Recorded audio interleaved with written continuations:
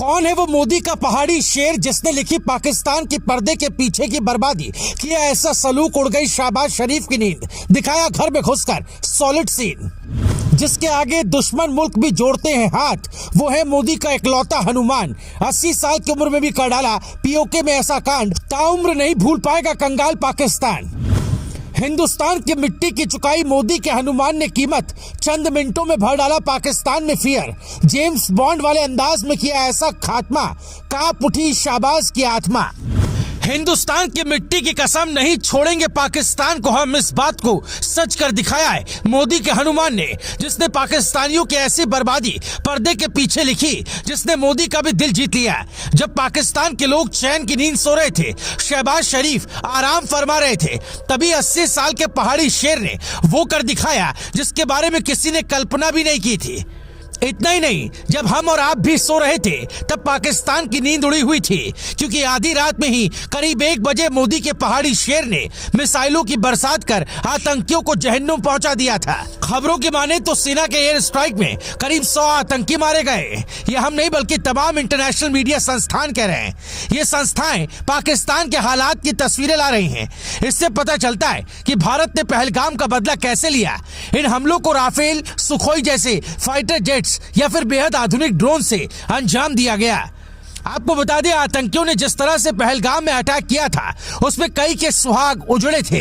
उसी से प्रेरित होकर इस एक्शन को नाम दिया गया ऑपरेशन सिंदूर। अब सवाल यह है कि आखिर ऑपरेशन सिंदूर की कमान किसके हाथ में थी, कैसे और किसने आधी रात को आतंकियों की लंका जला दी। ये नाम कोई और नहीं बल्कि मोदी के हनुमान और पहाड़ी शेर NSA अजीत डोभाल थे, जिन्होंने पर्दे के पीछे रहकर पाकिस्तान की कब्र खोद कर रख दी। लाहौर से 409 किलोमीटर की दूरी पर बैठकर अजीत डोभाल ने आधी रात को आतंकियों की लंका लगा दी। ये वही अजीत डोभाल हैं जिनकी पहचान बस इतनी है कि उनके सीने और दिल में हिंदुस्तान है। जब भी देश पर संकट आया तो मोदी के दाहिने हाथ बनकर वो आगे खड़े रहे। उत्तराखंड के पौड़ी गढ़वाल में जन्मे डोभाल को ऐसे ही नहीं जेम्स बॉन्ड कहा जाता है। इसके पीछे की वजह भी बड़ी दिलचस्प है। दरअसल अजीत डोभाल 1968 में केरल कैडर में IPS चुने गए थे। मिजोरम, पंजाब और कश्मीर में आतंकवादी विरोधी अभियानों में देश के लिए बड़ी भूमिका निभाई। राष्ट्र भावना की शिक्षा उन्हें पिता से मिली, क्योंकि मेजर डोभाल ने भी इंडियन आर्मी में देश की सेवा की।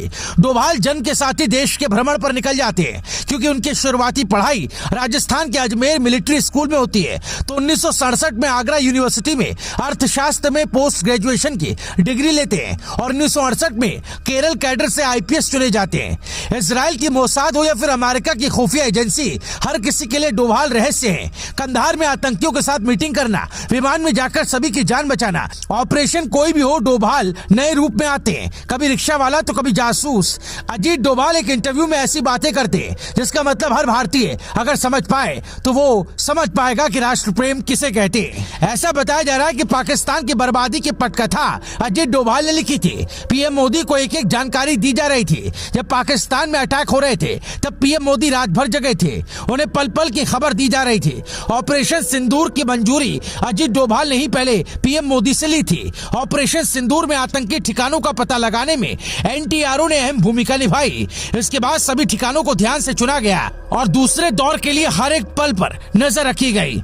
फिर केवल आतंकी ठिकानों को निशाना बनाने का फैसला लिया गया। सूत्रों का कहना है कि ऑपरेशन सिंदूर के तहत पाकिस्तान में कैसे खलबली मचाई जाएगी, इसका अंतिम फैसला NSA अजीत डोभाल ने ही लिया। सब कुछ फाइनल होने के बाद PM मोदी को पूरी जानकारी दी गई और NSA को आगे बढ़ाने को कहा गया, जिसके चलते आज इस पहाड़ी शेर को पाकिस्तान ताउम्र भूल नहीं पाएगा।